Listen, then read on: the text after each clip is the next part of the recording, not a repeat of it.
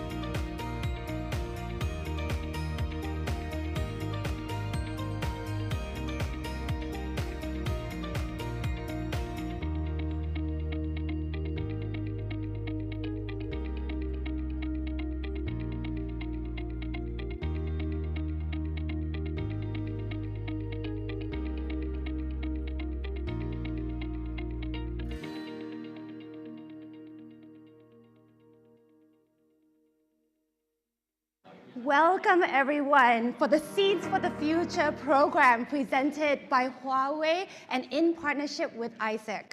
My name is Leanne Robes and I'm going to be your host for today. I just want, before we start, to avert your attention to the screen where we're going to play a short video by our organizer, Huawei.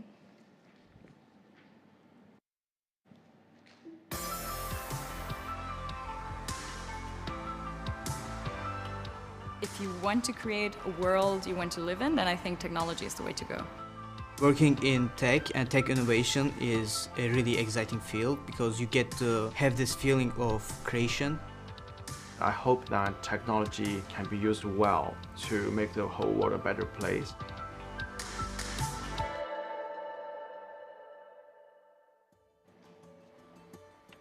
Personally, I like challenges, and the future of technology would be a future of dealing with old and new challenges. I just cannot wait being the person providing the technological solutions to help us build an even better world.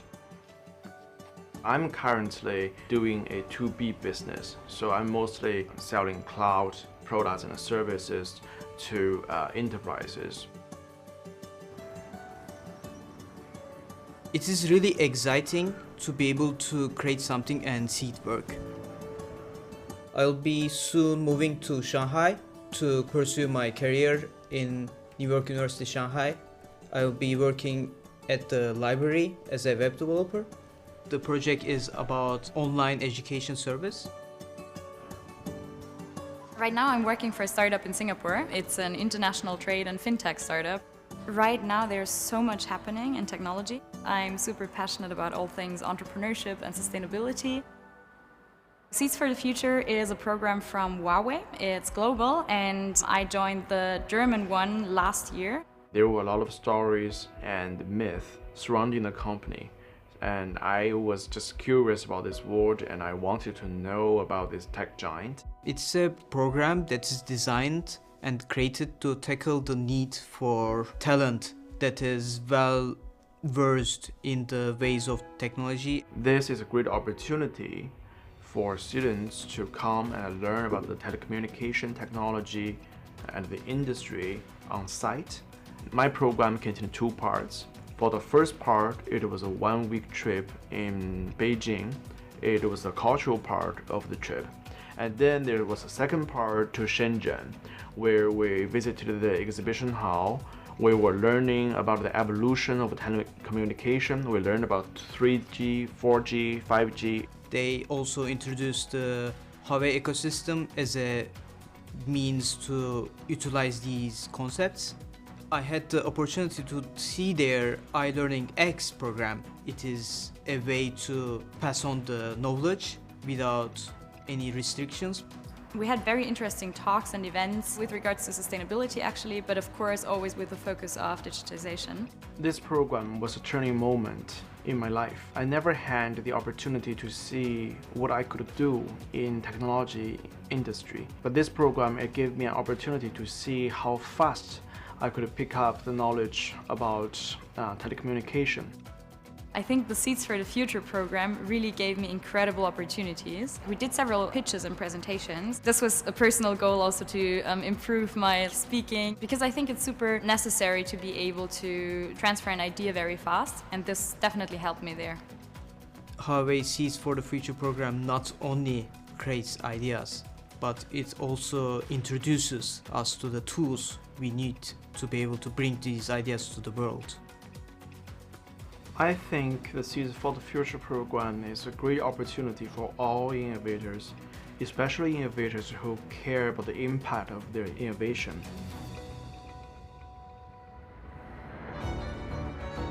My dream would be to found a startup in the sustainability area, make it successful, obviously. My dream is to create a future where we won't have anyone struggling with their smartphones or the websites. We will have access to knowledge to be able to easily navigate this digital world. My dream is a very simple one. It is simply to play a meaningful and very constructive role in the 4th Industrial Revolution.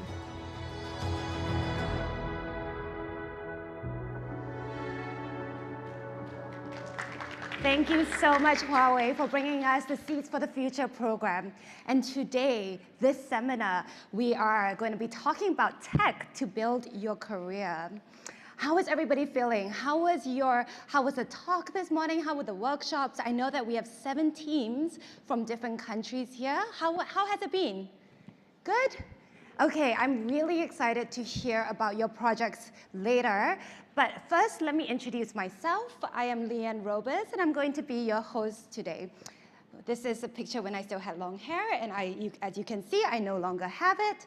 I am the co-founder of She Loves Tech. We are the world's largest startup competition and accelerator program for women in technology. We operate in 72 countries around the world. And I'm also a tech advisor to startups and to large companies like Microsoft. I'm also an investor, both for She Loves Tech Fund and also an angel investor. I'm really excited to introduce today our speakers. But first, we hear the word technology all the time, almost every single day, if not multiple times a day. What does a career in tech actually mean? When I was your age and in university, all of my friends wanted to be bankers. They want to be doctors, lawyers, consultants. And now we can't have all of these professions without having technology incorporated in some big or small way. In the last 2 or 3 years, we've seen the digital transformation really being accelerated. At She Loves Tech, we see thousands and thousands of startups every single year. And during the pandemic, what we saw was traditionally brick and mortar companies that never incorporated technology into their business, suddenly need to do so to be able to survive and to thrive. So it doesn't mean, though, that you need to have studied computer science or engineering or know how to code to have a career in technology. In fact, I studied psychology when I was in university, and I have spent the last 10 years of my career in a career in technology. So today, we've invited amazing speakers to share their journey of the current digital landscape and embarking on building technology solutions and companies. First off, we are going to hear from Professor Lo Hong-Yi, the Associate Professor and Director of the Digital Manufacturing and Design Center in the Singapore University of Technology and Design, where we are here today. And next, we're going to hear from great entrepreneurs. First, from Zach Yang, who is the COO and co-founder of FOMOPay. And then followed by something that has been thrown around a lot in the last couple of years. NFTs, Web3, blockchain. What does this mean? And Elroy Chill will be walking us through that. What are the trends of blockchain? What are the trends of NFTs? Followed by, I get to introduce my dear friend and the most wonderful community builder in Singapore, Ms. Vivian Lim, who will be talking about what the digital community looks like. And then followed by, we would invite our 3 speakers for a panel discussion. And then we get to have you interact, right? We want you to ask questions. So as you're listening to our speakers speak, start jotting down your questions you have for these speakers, and we will have an opportunity towards the end for you to ask those questions. And we will be then having a group presentation by one of your groups from Cambodia on wheels before we close with a group photo. Okay? So I am very excited to introduce our first speaker. Before we do that, does everybody have this tech journey map on their seats? Everybody has it? Everybody hold it up? Okay. What is this? All right, this tech journey map really is leading questions. One of the things that I realize is that when I attend conferences, when I attend seminars, I learn the most after I have a time of reflection after each session. So these are really questions for you to be able to reflect on after you hear each session. I'm going to give you a couple of minutes after the session to go through these questions. If you forget, don't worry, I'm going to be prompting you. All right, now it brings me a lot of great joy to introduce our first speaker, Professor Lo Hong-Yi. Professor Lo Hong-Yi, she received her PhD from the Macromolecular Science and Engineering Department of Case Western Reserve University. She is currently an associate professor in the Engineering Product Development Pillar at SUTD, and she holds 2 appointments as Associate Pillar Head and Director of the Digital Manufacturing and Design Center here at SUTD. Prof. Lo has co-authored 150 over peer-reviewed publications, and she's the co-inventor of around 30 patents. Professor Lo, we're looking forward to hearing from you.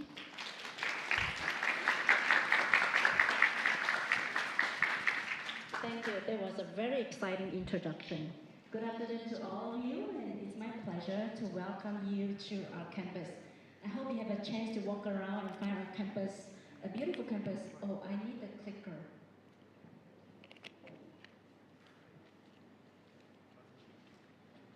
All right.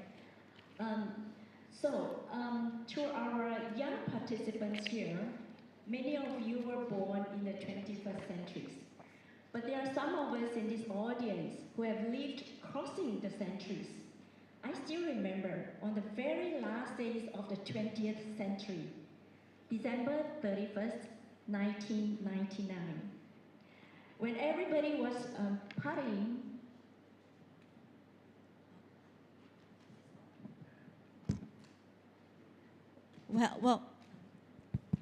Well, there were a lot of parties of the crossing to the year 2000.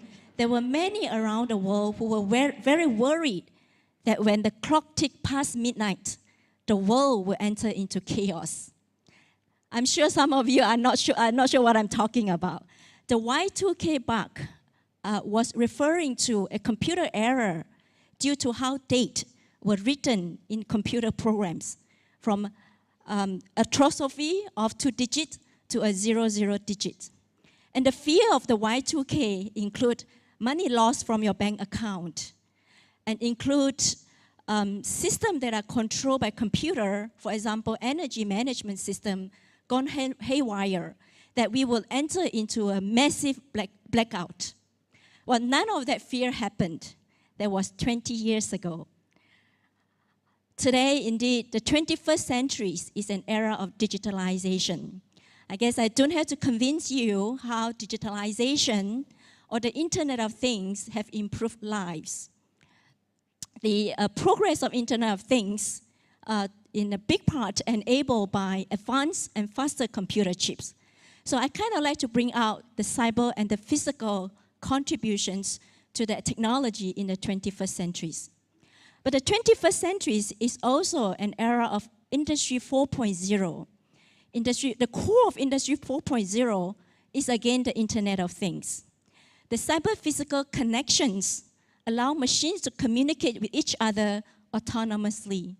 Today, under the progress of Industry 4.0, machines are capable of self-correcting, capable of self-optimization, capable of self-learning, right?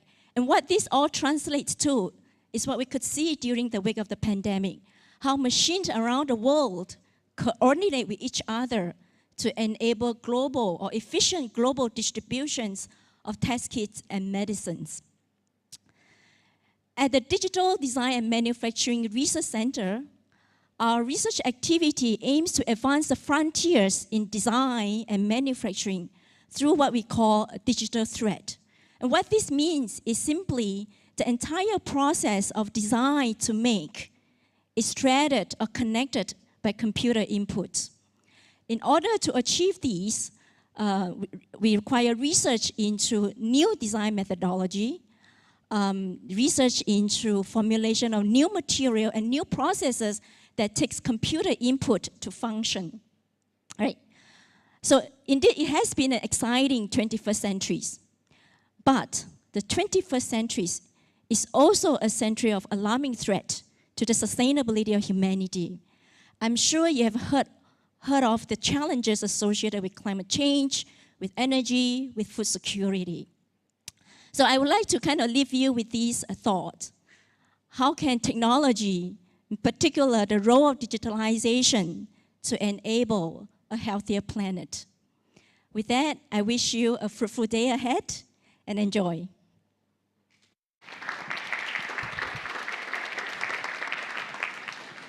Thank you so much, Prof. Low. Okay, so take out your tech journey maps. Let's go through it. Oh, it's a bit hard for us to see here. Let me take my map. Okay, great. So the questions that we want you to think about from Prof. Low's session really is, what are your observations of the fourth industrial revolutions in your day-to-day life? And how do you think it connects to your career or how you want to build your career out? Okay, so I'm going to give you 2 minutes to just reflect on what Prof. Low's session means for your life. Can we play some music?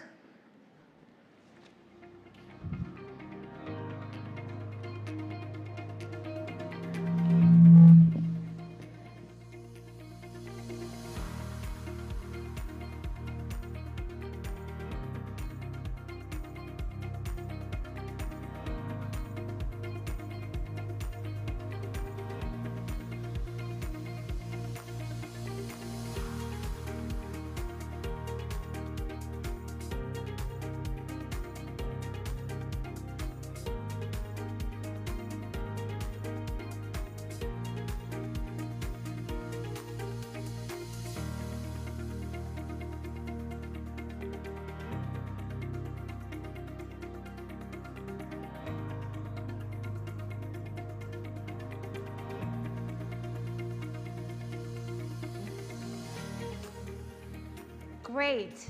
And I love that you're also starting to discuss this and discuss some of these questions, hopefully, with your peers next to you. Next up, it brings me great joy to introduce you to Zach Yang. Zach is the co-founder and COO of FOMOPay, the leading one-stop QR code payment platform and the first official QR payment partner for Visa in Southeast Asia.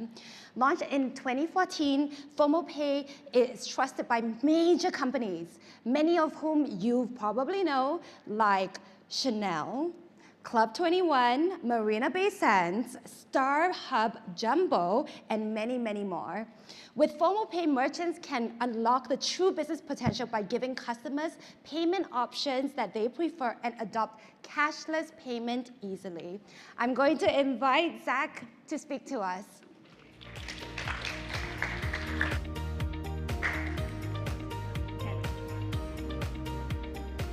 Hello, that's me. Okay, good. Hi everyone. Yeah, this is Zach from FOMOPay, and okay, sure. Yeah, sorry, I only have 7 minutes, so I will try to be very short and concise. Yeah, because it's not really easy to share entrepreneurship within such a 7 minutes. Okay.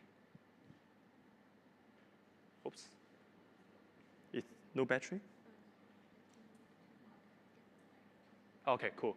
Yeah, so yes, just now Nina actually shared what actually FOMOPay we started. But for startup, actually, it's really kind of keep actually pivoting.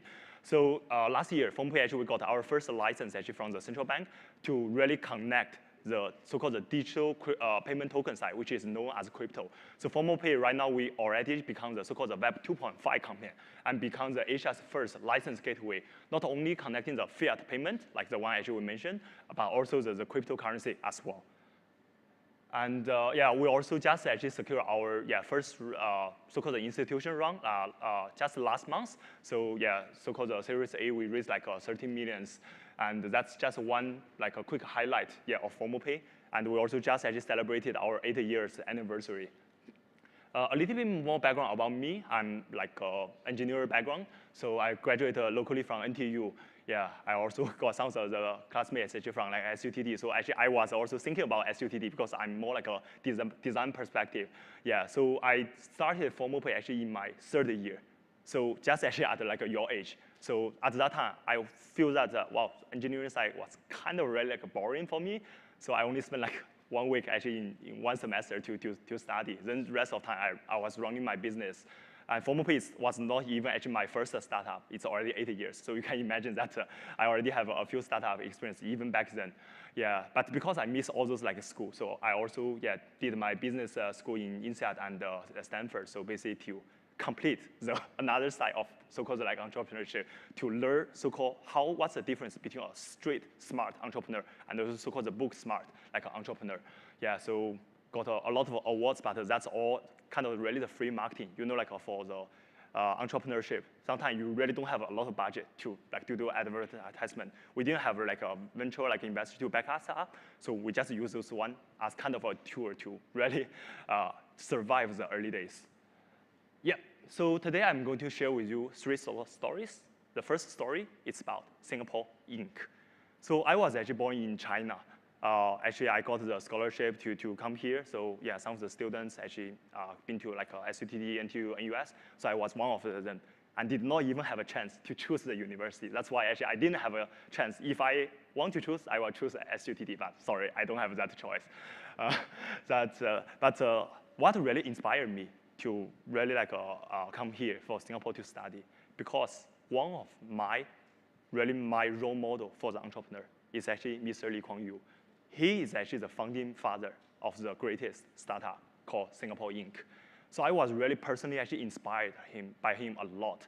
Yeah, I got actually the scar here. Actually, this one was because of the soccer. I used to be a professional like soccer player, and thanks for this scar, I also actually win one of the championship actually under the so-called the Tanjung Pagar Community Club, and was also hosted by Mr. Lee Kuan Yew, and I managed to get a chance. Because of this, I got a chance to meet him before he passed away. So that's really something, you know, like really inspired you, especially in your early days.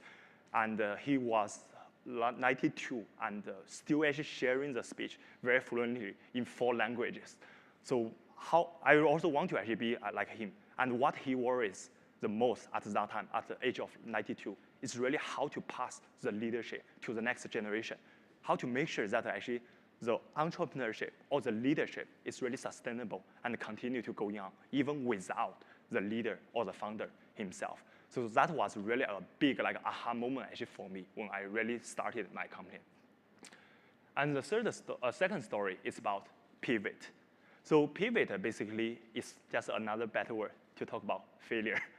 So as an entrepreneur, yeah, so if you have a try out some of the project, whatever like yourself, so you also read a lot of so-called success story from also those books or something very famous like Jack Ma, Pony Ma, or Elon Musk, Steve Jobs. I was one of it, yeah, because I personally actually, every time actually I cannot really like survive. I just keep actually listening to the Steve Jobs' very famous speech, stay hungry, stay foolish. So that was the one also actually keep really like motivating me. But also, I know that I cannot really copy the success. What I can only learn out from it is really from the failure. So that's how actually we come to the so-called the pivot. Because pivot is really how you learn from the failure and you know something doesn't really work out and find a way out. So that's also the same thing that why FormoPay right now we are also pivoting from Web 2 to the Web 3. And even in future, there will be Web 4 and Web 5. So who knows? The whole industry actually is changing. So if you don't change yourself, pretty much that actually someone will change you. So that's really about how actually important actually this failure is. And the third story here is really about F. So that's also one story I think around 7 years ago when I just actually started my company. I think it was in my 3rd year. I mentioned just now, I only went to school like 1 week per semester. So every time I need to check with my classmate, actually what's my timetable actually for the finals. I believe that you all actually check. And last time I was back to school, yeah, in the really last week, I was actually really preparing for my final exam. My friends just passed by, asked, hey, Zach, how are you? Because we haven't met for a long time. Then they asked me, why you are still actually preparing for this subject? Then I say, because the exam is next week. He told me, no, we just finished the exam. That's a final exam. And I was wondering, no, I got this text message from my classmate. It's next week. He told me, no, you should check your own timetable. I did check my timetable for the first time. I realized, okay, the exam was really just finished. Wow. So that's a big, really like a moment for me. So, as a scholar here, so I was still holding my student pass. If I cannot graduate from the school, I cannot really even pass my exam, cannot really graduate from school. How can I really continue running my startup? Wow, that was really a huge really night for me. I couldn't really fall asleep.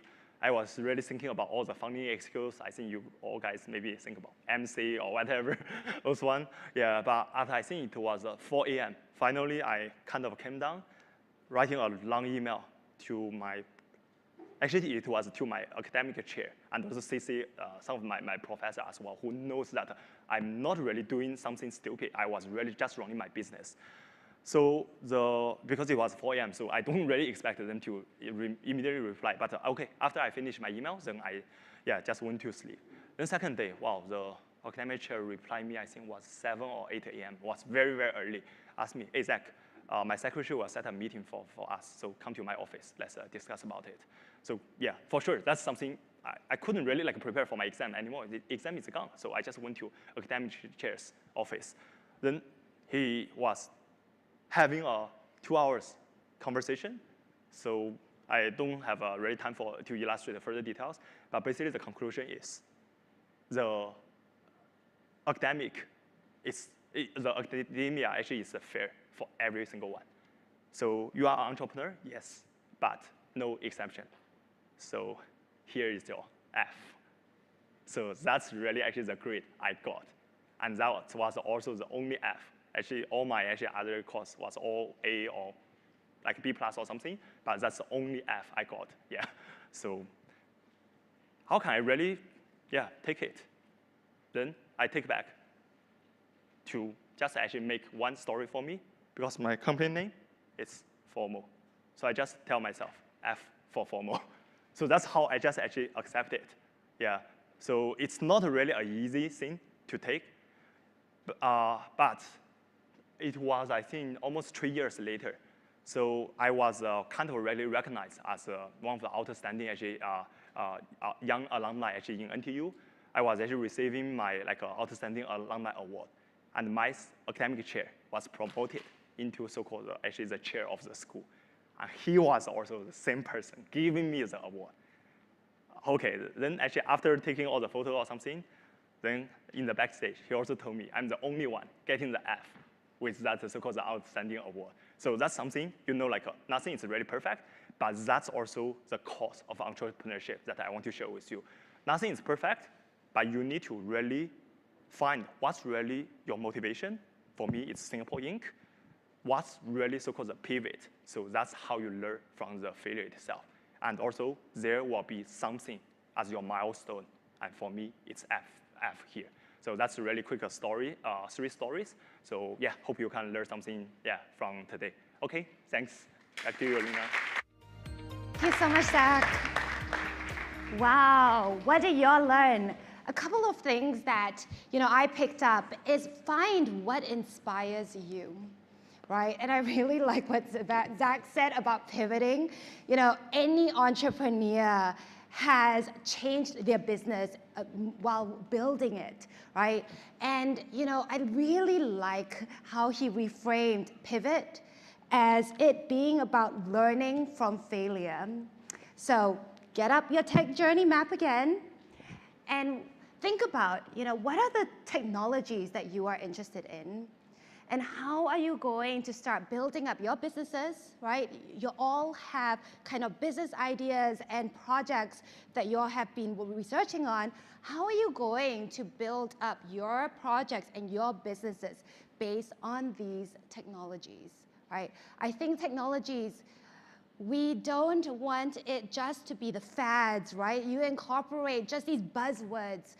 But how are you really going to utilize the technologies to suit, to be able to address the pain points, to be able to address the challenges that you are trying to solve for?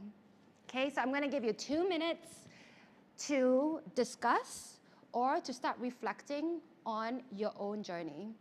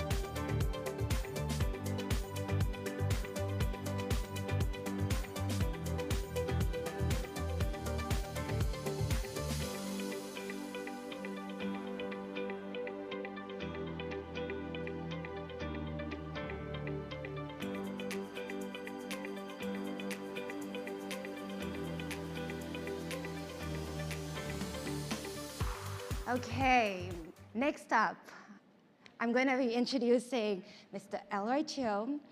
Elroy is the co-founder of ARC, really focusing on the future trend of cryptocurrency and also of NFTs. He spent his early career navigating agricultural commodities and helping his family business to expand to new international markets, including some really tough and challenging markets like China, like Russia, like the US. After returning back to Singapore, Elroy spent the last couple of years immersing himself in the world of cryptocurrency and NFTs. So join me as we welcome Mr. Elroy Chiu.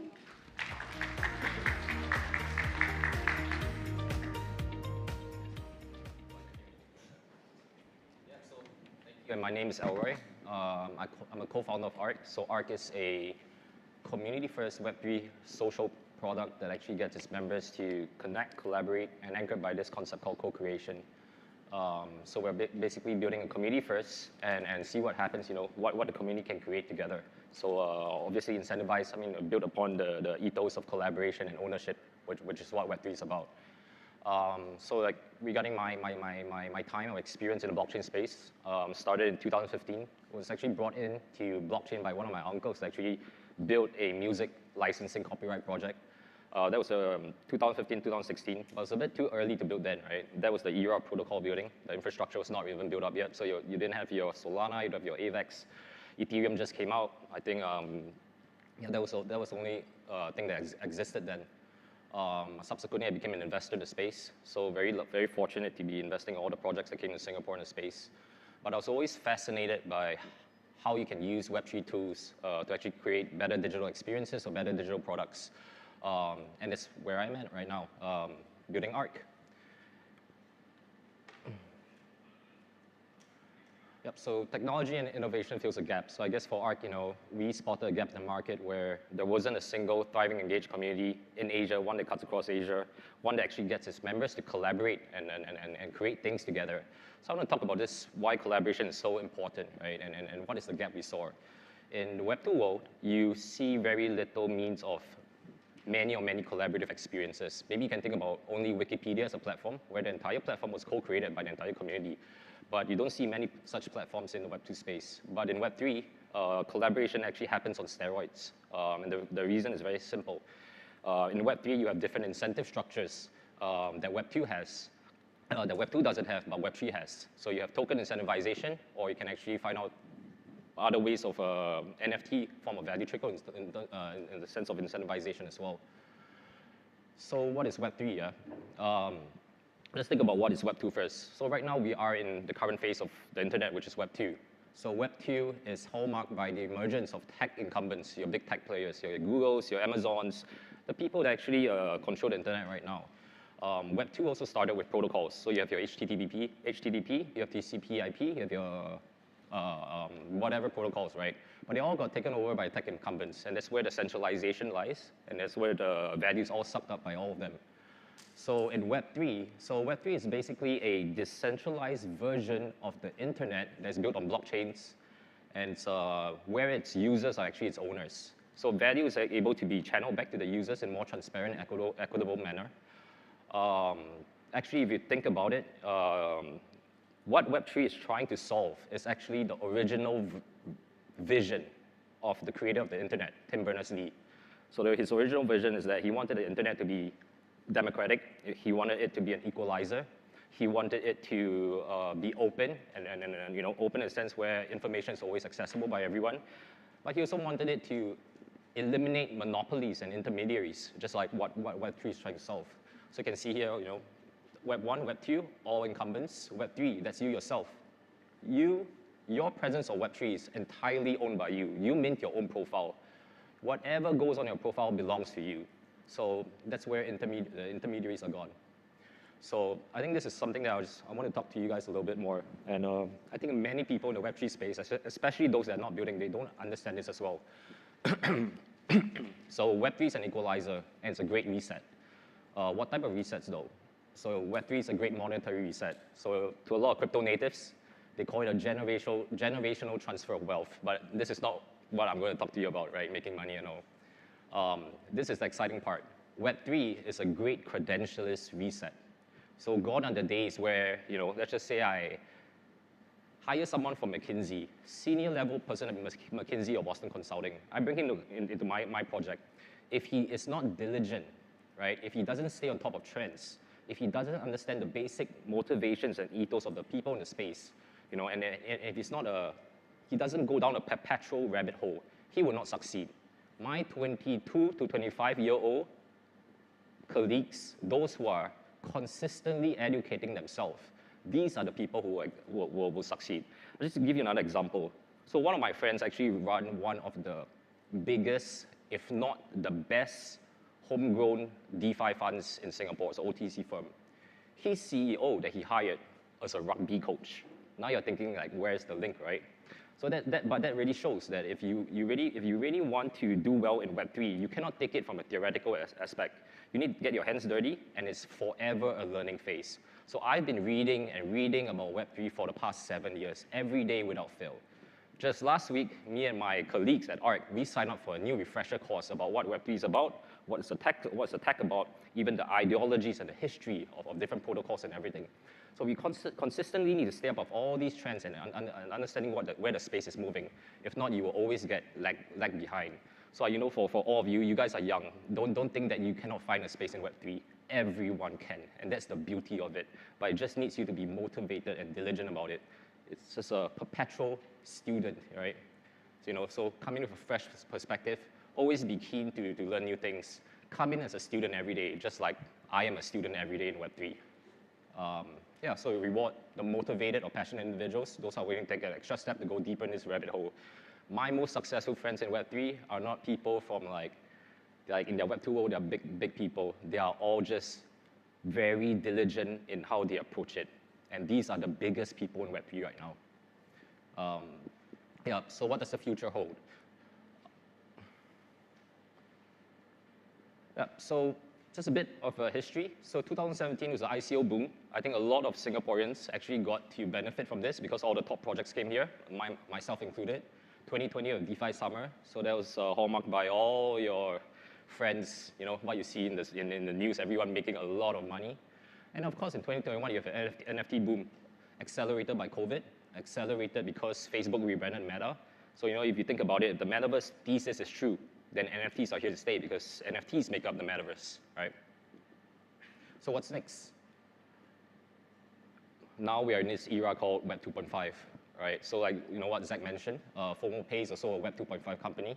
ARC is also a Web 2.5 company. So what does that mean?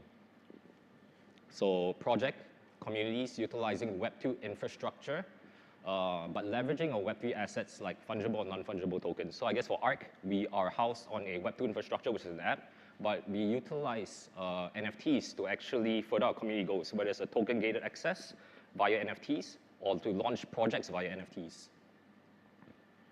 And of course, you have the ascent of NFT projects, whether it's PFP, whether it's generative art, whether it's membership, proof of access. But all these top brands right now are all leveraging on NFT projects to actually tap into new demographics.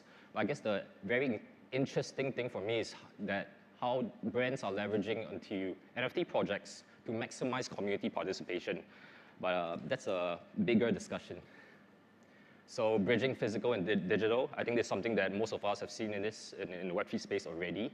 So all big global brands are entering the fray. You have everyone from your Glenfiddich to your Monkey Shoulders as alcohol brands to McLaren. All of them are already in the space, but then all your top fashion brands. But I guess the category is dominating the conversations around physical to digital are consumer packaged goods, so CPGs. You can actually check out this project called CPG by Pop by CPG. I think it's one of the best consumer packaged good, physical to digital type of NFT project out there. It's very informational. And of course, rights and licensing. So Web3 has upended the normal licensing models that we're commonly familiar with. So what we're familiar with is all rights reserved, right? In NFT space, you have no rights reserved, which is called CC0. That means anyone can take your brand IP to do anything they want, right? But there's also another license called NFT license. I think that is what the Bored Apes use. So basically, holders of the NFT can do whatever they want with it, but people who don't hold the NFT cannot. Even the project owners cannot.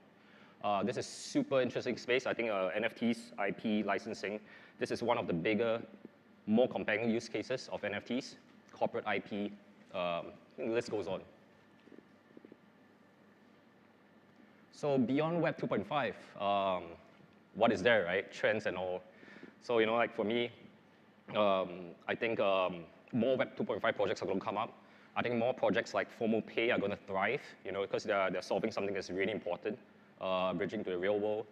GameFi, definitely. I think just 2 days ago, a GameFi project called Limit Break raised $200 million based out of no product, right? But very big investors going in.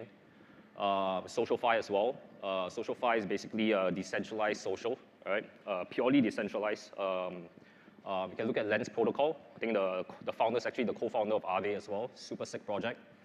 I think NFT, I think digital assets like NFTs and tokens will gain further adoption versus Web3 infrastructure because Web3 infrastructure, the space is still not cohesive right now. User experience is very bad. There's a lot of pain points to solve, especially in terms of user experience.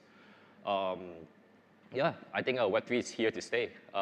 Despite all the negative chatter about it, there are good projects building in space.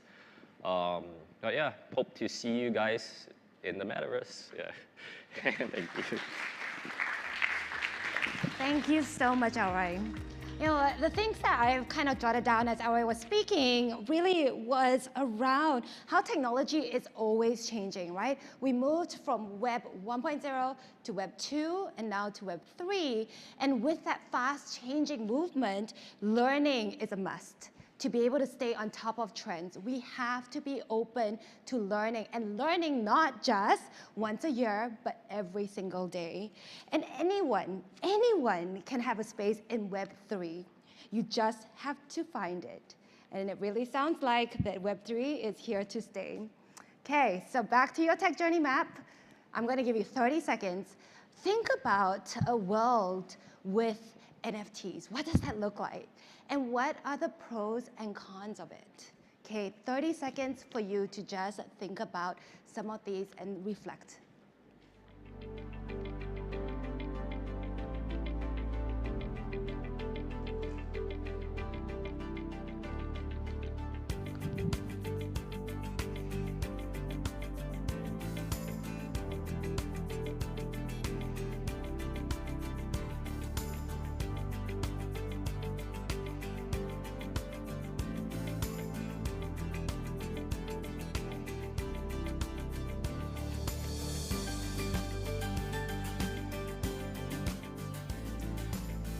Okay, who has heard of TEDx?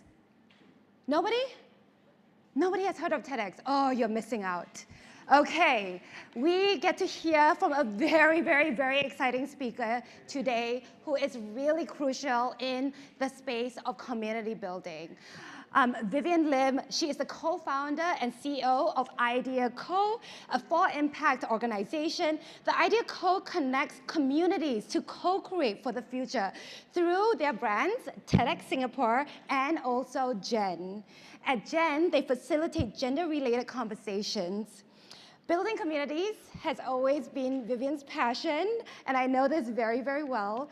She's also an Obama leader in 2019, and actually that's how I got to know her. Vivian and I were roommates during our week at the Obama Foundation convening, and she has also won amazing awards, including very recently being recognized as NTU as their Outstanding Young Alumni.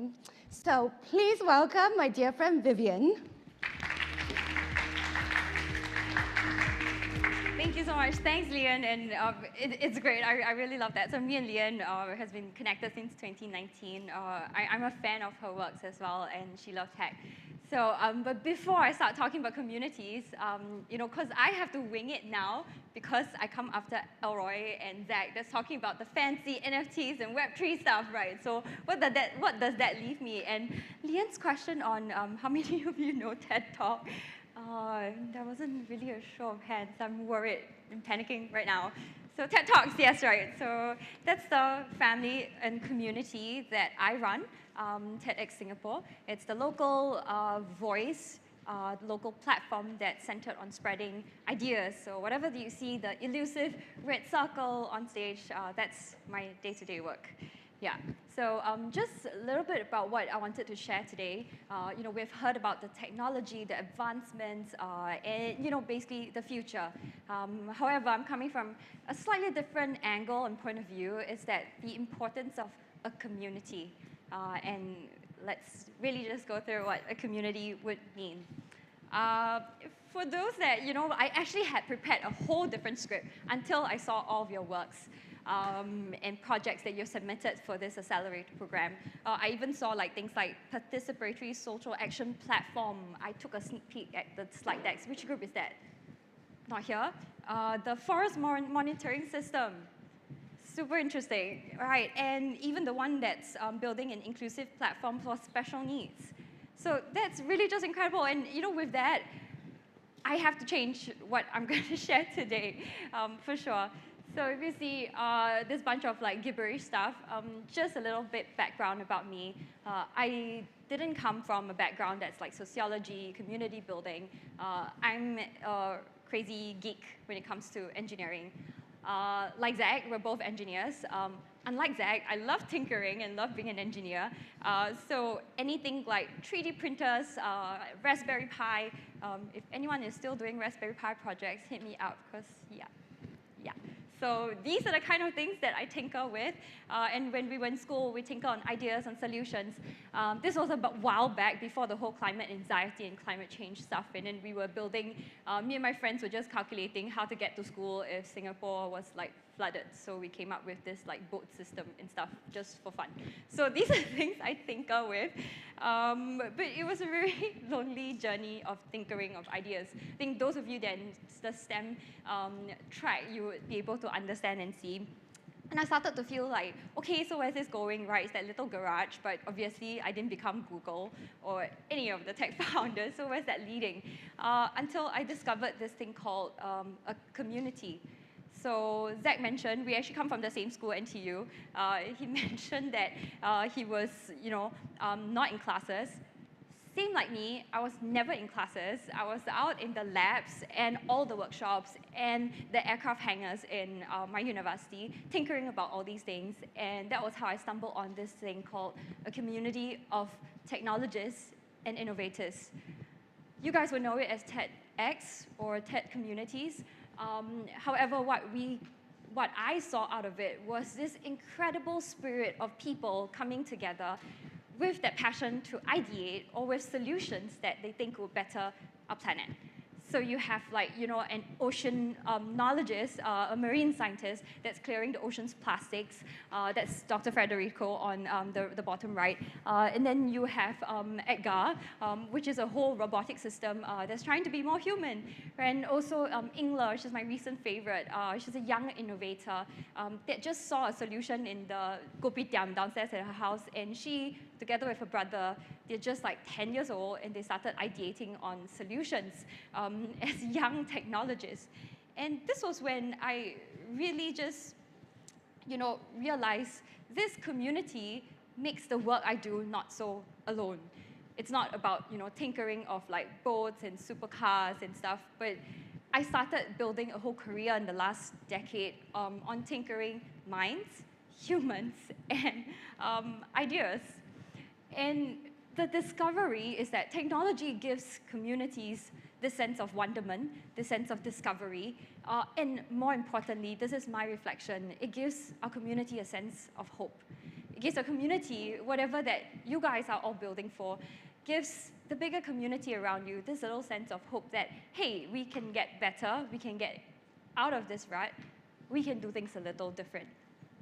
So what do communities do with this hope? And that's something that my team is deeply passionate about. We know the benefits of technology, like of Web3 tools, of NFTs, of blockchain and all these. But what happens when we bring a community together and leverage and expand this hope that technology gives us? These are certain things that we have discovered with my team. One is really communities can teach technology to be more inclusive. Communities, all of you, as users, as builders, as makers, we are the ones that help technology question, teach them how to discern, teach DALL-E to be better, teach AI systems to be more inclusive, to allow for access, to promote equity, like what She Loves Tech community is building as well, what Lian is doing, right? To level the playing field, to contextualize. This was a recent example that we did in TEDx Singapore, where it was a pandemic, and there was this lack of convening within the regional communities between Malaysia, Bangkok, Jakarta, and Manila. So what we did was, let's bring together using social tech tools, since everybody uses social tech, and social tech, the whole user database is huge in Southeast Asia.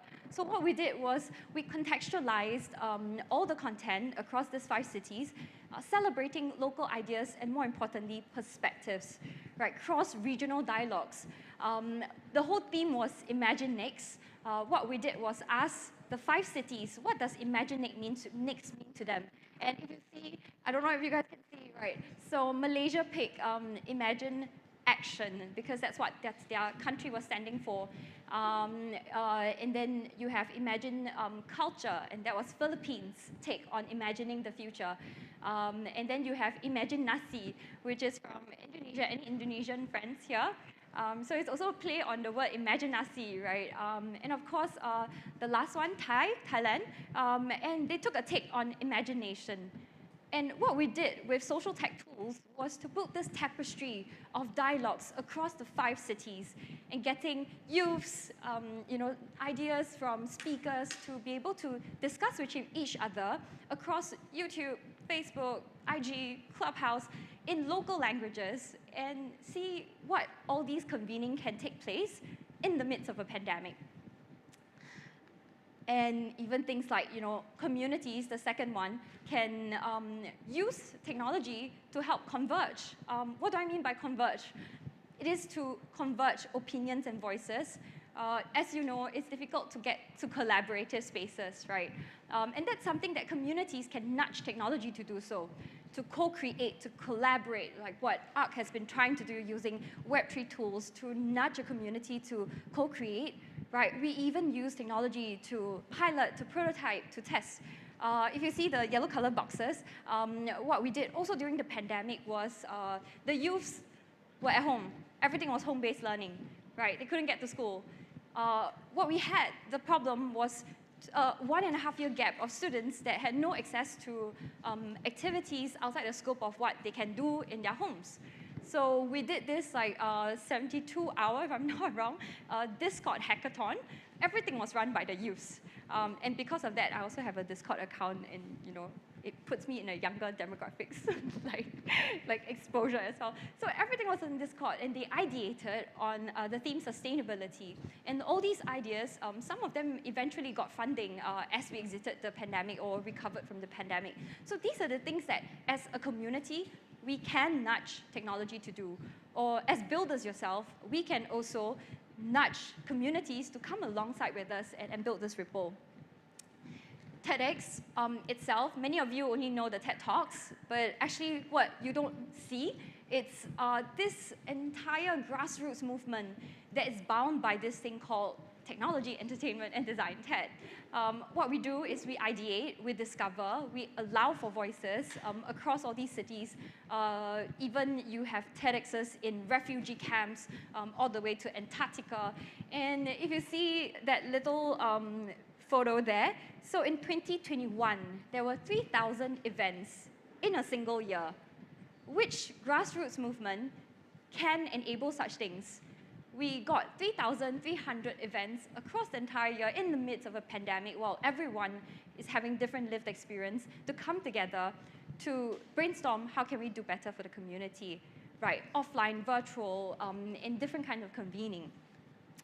And last but not least, I think communities also nudges technology to build legacies, possibilities, and ripples. And I hope that in all your little bubble and your groups now, then that's something that you can see growing post this 5 days experience here in Singapore.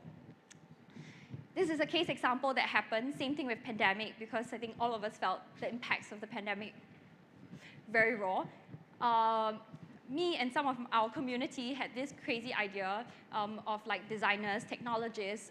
We thought, Singapore back then, we were in need of spaces, of temporary spaces to build for, shelters in order to house people that were supposed to be quarantined, right? So it was an idea that me and some of my friends who are engineers, architects, and all that came up with, alternative shelters. So all I did was literally send out, and all of us sent it out in our own networks and WhatsApp chats and everything else. And in less than 2 weeks, we got in all the resources. And on hindsight, looking back, this wouldn't have been possible if it sat in an idea on a desktop or in a workshop space without the strength of a community. In just 6 to 8 weeks, we brought together a team strength of 200, and we transformed underutilized spaces in Singapore into livable spaces for 3,000 of the migrant community, just in 6 to 8 weeks. I don't know how it was like in your own cities, but in Singapore, where labor is really quite lacking and the infrastructures may not be the most ideal for such pop-up shelters, this was something that it needed the strength of a community to pull together, right? Putting together with outdoor spaces, using new materials. We had to bring in technologists and engineers who made sure that these were usable. And it was all local materials being sourced. In Singapore, you know that we are always asking for materials from other countries, right? So everything was locally sourced, really just from us asking a community, what can we do together? So yeah, I think with all these, I hope this brings that sense of like what a community can do.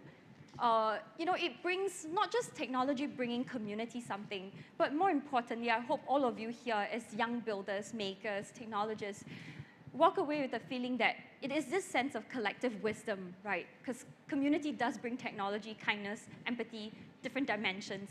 And more importantly, like what Prof. Lo was mentioning as well, we need to bring technology this sense of humanity. If not, it's really difficult for us to solve our world's greatest problems. So yeah, thank you. Thank you so much, Vivian.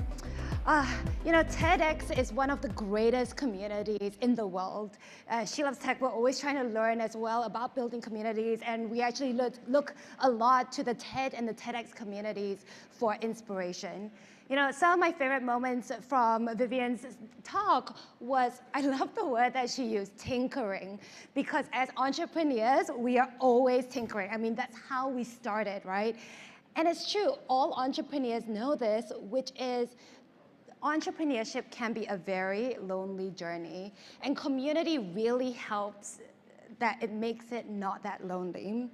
And I love that technology and community, is in partnership with each other, right? We're learning from each other, and how tech gives communities that sense of wonder, that sense of hope, and how communities can teach tech to be inclusive and to create that equity. Okay, so back to your tech journey maps.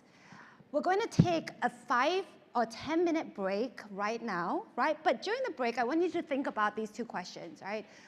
Also about like, how would you, maybe since Vivian's talk has also changed, how do you think about communities? How do you think about building one for yourself? How do you think about how technology can influence communities and how communities can influence technologies? And with that, we will take a 10-minute break and then we'll come back and attend the panel discussion. See you in a bit.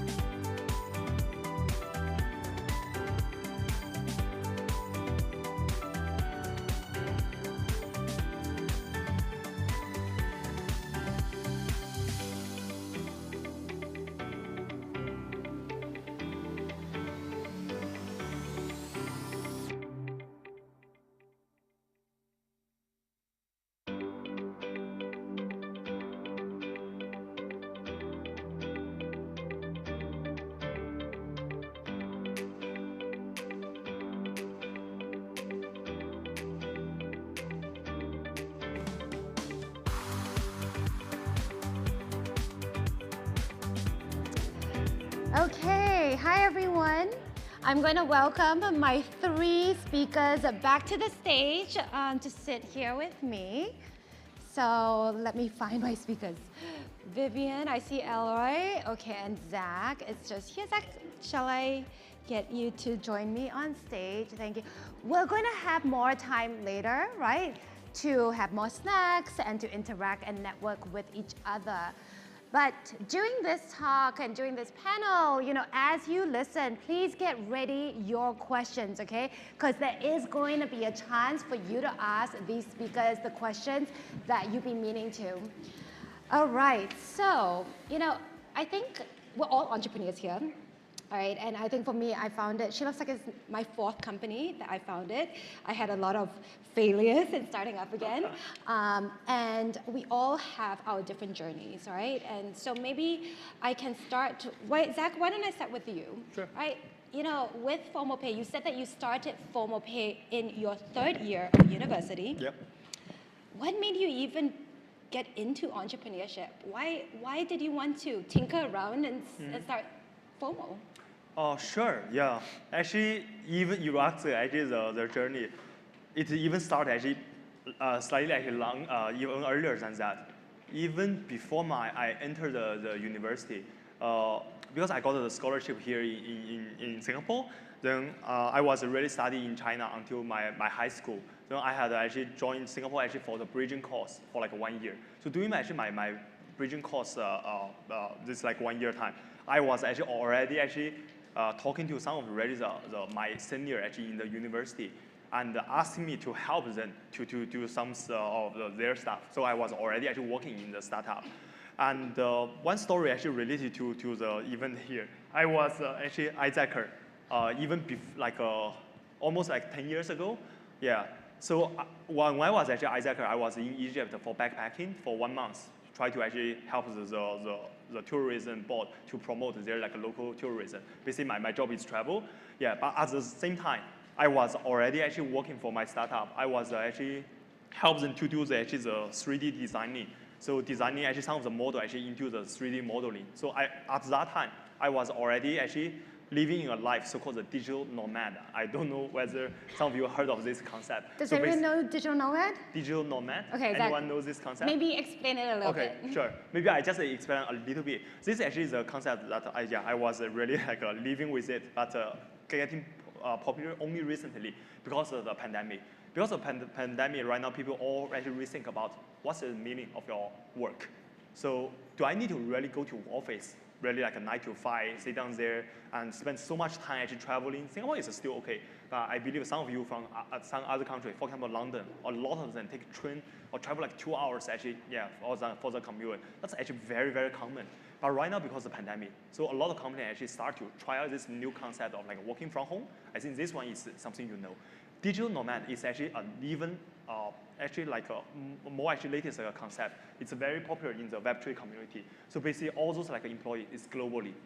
I have my company here in Singapore, but all my global employees, they can work from Bali, work from Hawaii, or work from anywhere they want.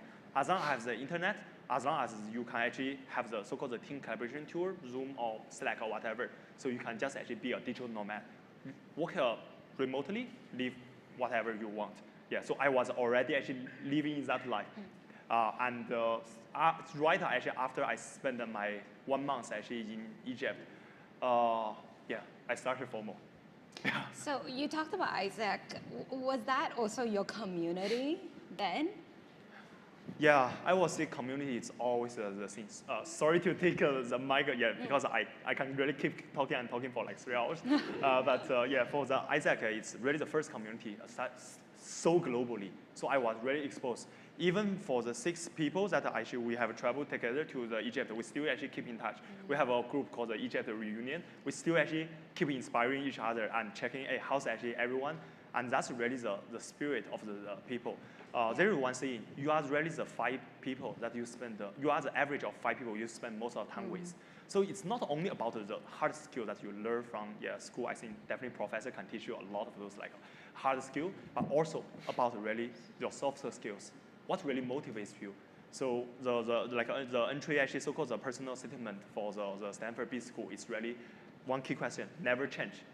even all the other business school keep changing their like personal statement topic. Stanford always uses this one. What matters to you the most and why? So this is really the essay that I write actually that essay until I cry. Yeah. Because I found really what really motivates me the most. And I will say that the community, like Isaac, also I'm also right now in a lot of other founder community. What actually we really unites us, it's because actually founders, we all recognize each other. We all actually founders, we know the pain. Really like how crucial it is. How every day like we couldn't really sleep until 3 or 4 or something. Yeah, what really like keep us doing it. Yeah, so that's really the power of community. Yeah, and on that topic of community, Vivian, you've built a couple of communities yourself. What made you be so passionate about being a community builder? I think it's, like what I was sharing, I think earlier part of my career with education, I discovered the power of one, it's that limited, right? But when you bring together a group of people that shares that same philosophy, that's anchored on the same shared value, shared mission, and do things together, that it's incredible, right? So that was what that sort of continued, that spark.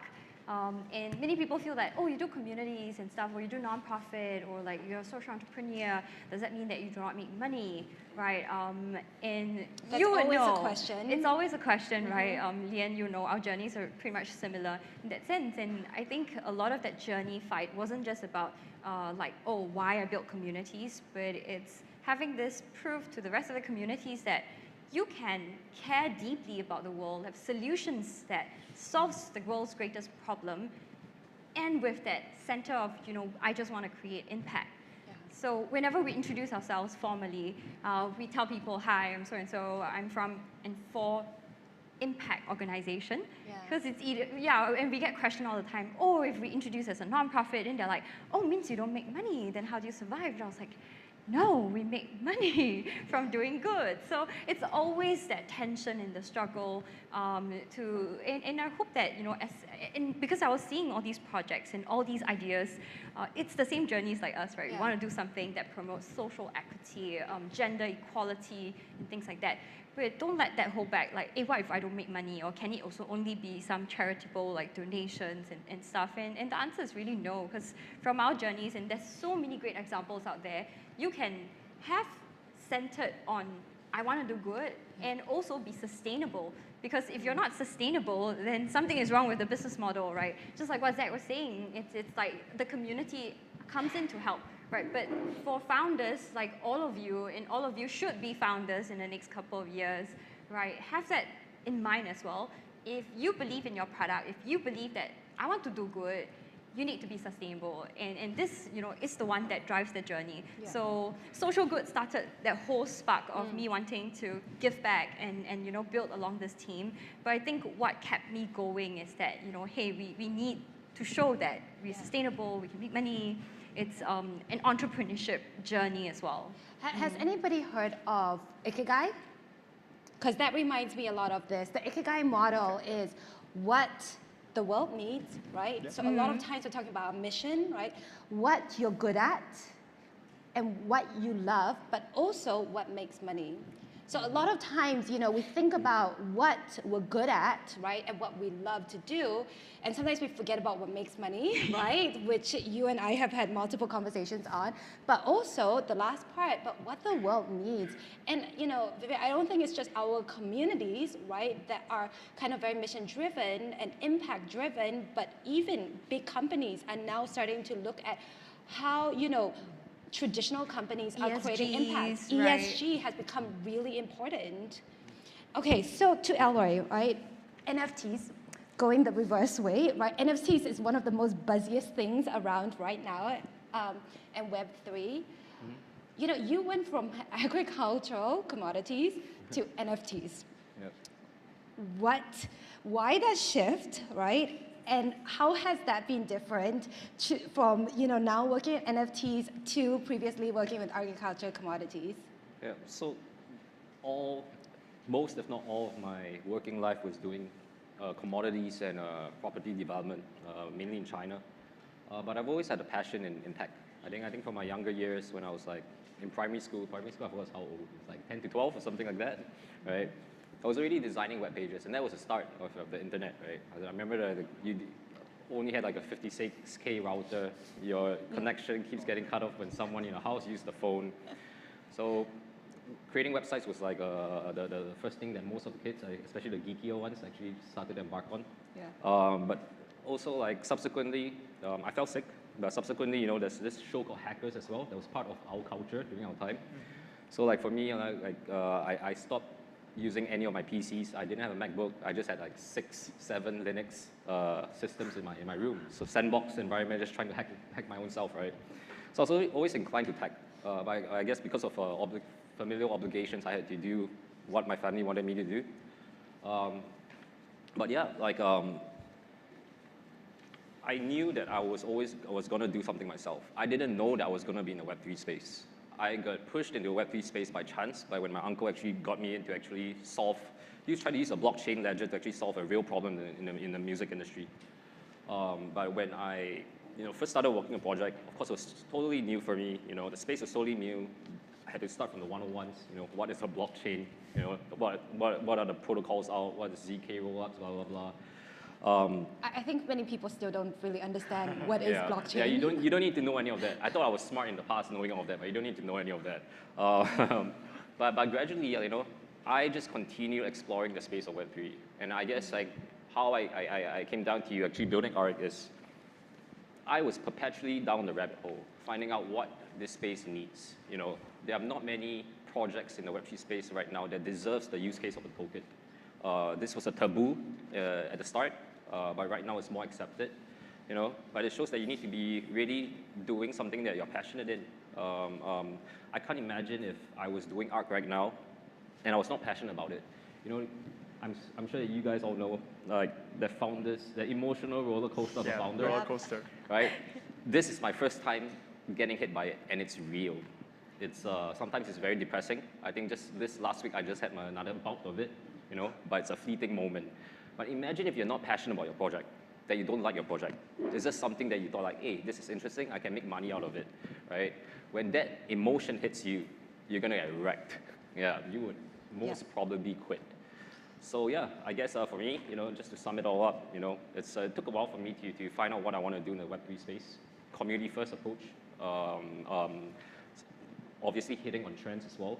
But it didn't take me just like me waking up one day and like, hey, I got an idea. No, it took me like a long time to actually think about the idea, talk to my friends about the idea, really understand whether this is something I want to do in the long term. Especially in this Web3 space, you cannot build for the short term. If not, you'll be called a rugger or a scammer, But yeah. Okay, I'm going to shift gears a bit because, audience today, you're all university students. And we were in university, some a bit shorter time than others. But, when you were at their age, right, what is the thing that you wish that you knew when you were a university student? Me? Am I answering that? Yeah, you can start first, Vivian. Since I'm closest, right, to my university stories, what's one thing that that you wish that you knew, right, when you were a university student? I think all of us, probably, if you heard all our stories, the common through line is that we all took time. So back then, when I was figuring out, building TEDx and all these communities took 10 years, and it's still ongoing. Same thing for Elroy's story of him being in the rabbit hole for so many years. FOMO as well, right? They started with this whole journey. Perhaps what's one thing that would have been, good was that, if I could go back and tell my younger self in that most cliche way, is that, it's fine, right? The ups and downs, to feel lost, it's fine to feel lost. Yeah, because I was a mechanical and aerospace engineer. Yeah. Whatever I'm doing today has absolutely, if my professors will be like, what are you doing, right? It's the polar opposites. But at the same time, it's that sense of tinkering, it's that sense of going back to the same problem and trying to solve it. And things like that, that's the same through line. So what's one thing that, to your question, what's one thing that I wished I knew was don't be so hard on myself back then. because it seemed really very lost, right? And for your friends and your peers, maybe some of them would take a more linear path. It's fine. Yeah. I'm sure we all had that kind of stories where all of us had peers that had traditional paths, had linear paths, and it's Went into banking and or and it's consulting. fine, correct? Because it's back to the ikigai, right? And back to what's your passion, what drives you. So maybe then I wouldn't have such a difficult moments during those lull periods, I guess. Yeah. So that's something. Yeah. Thanks for sharing. Zach? Yeah, sure. My answer will goes to, actually university is really like a sandbox for me. Yeah, super fun. The university environment is very different when you actually start to actually take your first job. Why I say so? Because actually before I start Formal Pay, I was doing another actually startup project. Actually was a hardware. It's actually called photo booth. So if you've been to those events, unfortunately this event doesn't have, but we was always the one actually having the photo booth. It's actually a very profitable business. Just to share with you, because a few of our other founders, some very successful founders, also did their first startup as a photo booth. We share some like a really backstory behind. As a student, in my third year, I was making 30,000 a month. Yeah, so that was really. Wait, I'm going to repeat this for those of you who didn't hear. Just, in his third just year, he to was share making that's $30,000 a month. Yeah, so that was really At like the point in time, it doesn't matter USD or SGD. It doesn't matter. But that was really something bring me to a false assumption. I saw that, wow, really the life is really too good to be true. And we quickly actually really like spend the money, hired like a few engineers. But I also realized, wow, the engineer cost is very expensive. And for us, as a group of engineers, we realized making a product or making a product can sell are two totally different stories. Yes, we can make a very good product, but no one is going to actually pay for it. This is actually my example. And also another example also comes from NTU. Wait, but I'm going to expand on that a little bit. Yeah, Making sure. a product versus making a product that can sell, Yep. right? What is crucial to make a product that can sell? Sure. So back actually in university, I think we are really in such like a really like a comfort zone. So at least actually I think you don't really have some real competition from the other market or something. But once you try to sell your product, you are taking someone else's money. You need to be responsible for them. And that's where actually the competition is on. So, wow, I think one of the products actually I sold to South Africa still running today. So I still actually ask myself my team to still actually keep the service because the software is still running there. Yeah, but the problem is once actually you take their money, you need to be really responsible for them. And that's something. It's not really like as a student, you don't need to actually take a responsibility. As a student, the worst result is F, I failed my subject. That's it. But in the real world, what you feel is the trust of someone. If you take someone's money, okay, best case, bankrupt, that's the best case. But worst case, someone even went to jail. That's actually really the cost. So that's why actually you take someone's money, you make the product to sell, and also make sure that you are doing it in a sustainable way and a scalable way. Yeah, so that's something a lot of entrepreneurs in the early days, they also struggle to really make actually their like a first bucket of money. Yeah. Eloy, how about for you? What do you wish you had known? I wish I would have known that time would just pass you by in just a second, just like that. Like, I thought I was young. I thought I had a lot of time. You know, I mean, right now I'm 38. I wish I actually put more.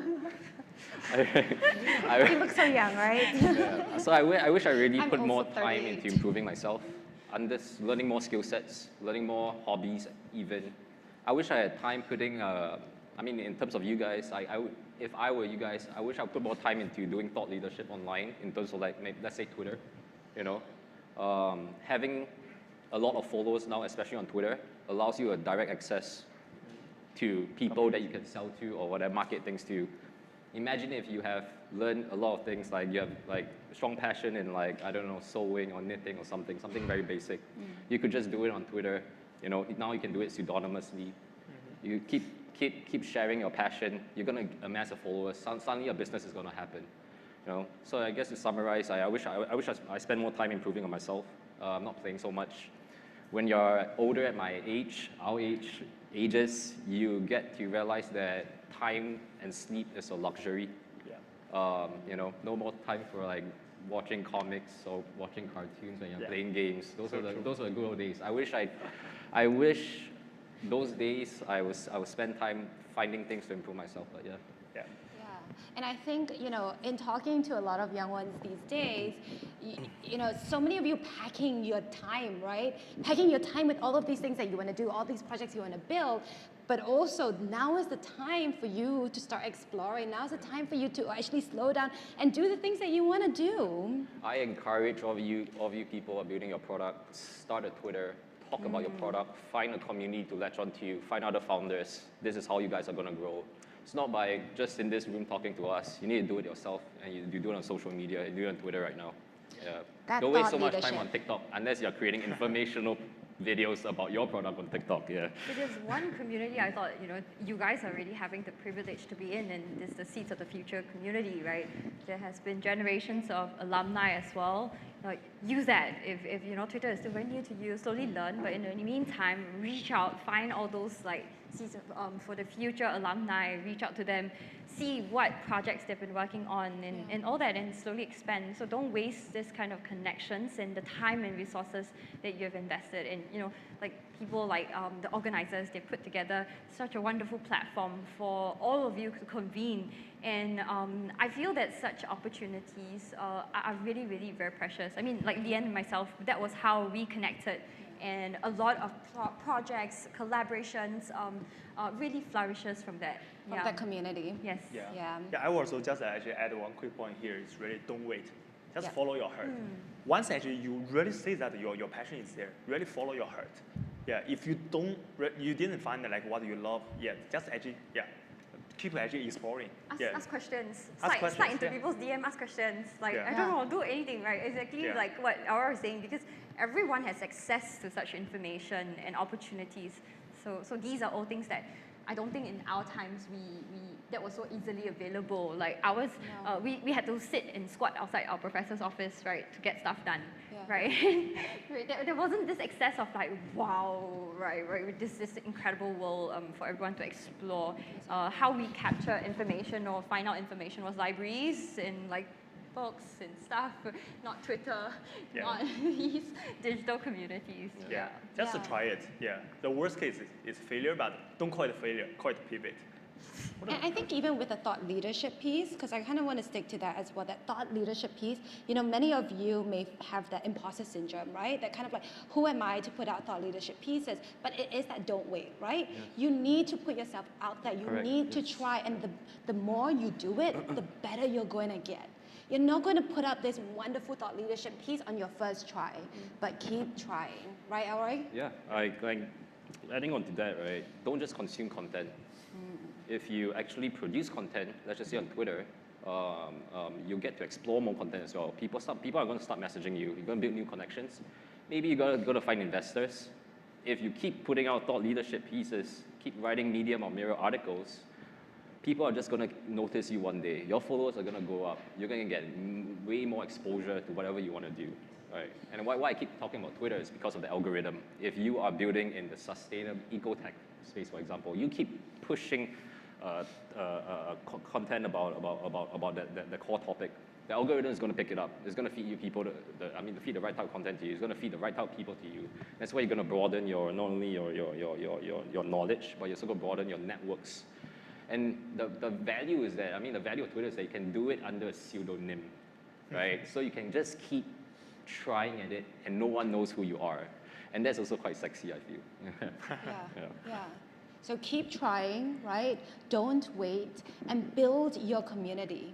Build your community and tap on other communities. Okay, I'm going to pause here and start getting questions because, otherwise I could keep asking them questions the whole day. So who has the first question? Okay, over there at the back. And then I'll come to you in front. Wow. Hi. Hello, my name is Nguyễn Ngọc Anh. I'm from Vietnam and delegate of Seeds for the Future. Is it okay if you take off your mask, please? Yeah, cannot Sorry. really hear. Yeah. My name is Nguyễn Ngọc Anh. I'm from Vietnam under I'm the Seeds for the Future program. I have a question for you about the metaverse.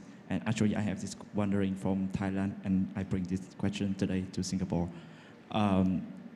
In Thailand, people talk more about the metaverse, and they talk about that our metaverse is like the technology of the future. However, I have some experience in the metaverse gaming, and I just see that it's like an add-on value. I mean, that it still has no much meaningful application to our humans' daily life. So I have a question that, in your perspective, do you think that the metaverse will be like the mainstream or the most important technology can bring some changes or transformation to our daily life? And if that's what kind of the most value that metaverse can bring in the future for our humans' daily life? Yeah, that's all. Thank you so much. Interesting. Okay. Elway, you want to start, and then maybe our other speakers can also add on. It's the metaverse the future? Okay, so the question, what I'm hearing, right, is that the question is around that right now we haven't figured out, even though it has been a big term and a lot of money getting pumped into this thing called the metaverse, but we haven't figured out real case uses for it, right? So is this going to be, do you foresee this to be a big part of our lives in future? And if yes, how? Yep. Is that your question? Okay. Yeah. So I guess first you have to ask yourself, what is your definition of metaverse? I think for most people, their idea of a metaverse is like Ready Player One, right? So you wear a VR headset, you suck in this fully immersive virtual environment. But I guess for me, maybe I start with myself first. Like for me, my definition of my metaverse is the ability for me, one person, one profile, to be part of differing communities, each with different values, guidelines, and belief, right? And different goals as well. So it's for me being able to participate in all these different communities, whether it's in 2D world, whether it's in 3D, whether it's AR or VR. And then you add a token economy on top of it, right? Then that is a crypto native's version of a metaverse. But would the metaverse actually help us in our future lives? I believe so, right? I personally, just as an opinion from mine, I don't believe it's going to be adopted by VR first. VR, like what Facebook is trying to do, Meta, right? No hate by anything. But the reason is, for me, is clear, right? VR is a fully immersive experience. It's constraining, there's wearables, but also it's not natural, it doesn't feel natural. You cannot wear it for too long. I believe that AR is gonna be adopted first. So AR is a mix of engineered virtual space, but also with the real life. I see this already in action. I see in China, they are testing it out in Guangzhou, where you actually travel in a tour bus, you wear this glasses or even with your phone, it projects to you like information about the city, so as you go and everything. So imagine a day where you actually maybe even play golf. You don't even need to have a rangefinder. Hit the ball, you know how far it is, you can calculate. There can even be an instructor down there. I've actually seen a project that's actually doing this right now. Even the gym, right? You go to a gym, you don't need an instructor no more. You just go in, you wear some wearable tech, you have the full experience right there. But I guess what people need to solve and not just that, the full experience, but also one of the technologies that we've just seen as well is that you're using your phone to make sure that your form is right, right? And it's like auto-correcting you. Yes, yeah. So I think with hardware tech, the possibilities are endless. But like everyone has a different version of metaverse. To a crypto native, the metaverse needs a token economy on top. And that's where I think most of the problems lie in the type of metaverses that exist in Web3 right now. So they focus more on the extrinsic motivation of people wanting to make money versus, let's just say, a game. Games are supposed to be fun. So GameFi projects this past bear have all died, right? And the reason is because all of them are not fun. So I think motivations need to be prioritized. And if you're creating a game type of a metaverse, you need to make it intrinsically fun first. If you were to have a token and your game is not fun, I think that's going to be a big problem. But yeah, I think a metaverse is here to stay, right? AR, wearable tech, I don't know. A bit too dizzy for me. My metaverse exists in 2D right now on my computer. It's a metaverse for me to make money, but it fulfills my current needs. Yeah. Interesting. Thanks, Alroy. Next question. Yes. Wait, I do want to add in Yes, though, of like, course, and bring Vivian. the whole human touch to it. And recently, That because humanity to it. Exactly. Sorry, I have to Yes. talk about impact and community, right? Since it's tech for good. So, and recently, because I also crafted a piece, a short essay, and it talks about ARCs and the Web3 spaces. So I feel that with all technologies, if you just take a step back from the hardcore like technologies and hardwares, where is this all heading? The question is that, we have so many problems right now that our community is facing. Where else can you find the brightest hackers, developers, technologists with that sense of audacity to push limits, right, outside of traditional frames and structures? They're all right now in the Web3. They're all right now building it in metaverse, right? They are all doing that there. So I think my question back to you is, it's not just like, what can this technology do? But it's rather, you have a core idea of what you want to bring, right, to the community. And if you see these people in there that are brilliant folks that are just pushing boundaries, right, that it's impossible for anyone in traditional markets to think, right? And then you see how we can fit our social agenda into it. Things like gender equity, for example, right? We talk so much about gender equity in traditional spaces and forms, right? But at the same time, this whole metaverse, it's bubbling, it's building. So if we're not there right now in conversations with them, we don't know how gender equity will look like in those spaces. So really, question shouldn't be what can NIP do for us or what can happen, but it's taking a step back at these are the craziest developers that are building craziest stuff there. How can we get involved and how can we get them to look at our projects and say like, hey, you guys are cool, let me bring you to the metaverse. I feel that that's that potential and possibility behind this whole Web3 ecosystem. Yeah, I love that. Thanks, Vivian. Okay. I know I promised you the next question. Yes. Can we get a mic for this person in front? Okay. So I actually have two questions. So for the first question is more to Zach and Alroy. So I want to ask, as a startup founder, how do you get the first customer to use the products and services that you created? What can you share some tips and strategies? How could you actually attract the first customer to use our product services? And the next question is for three of you.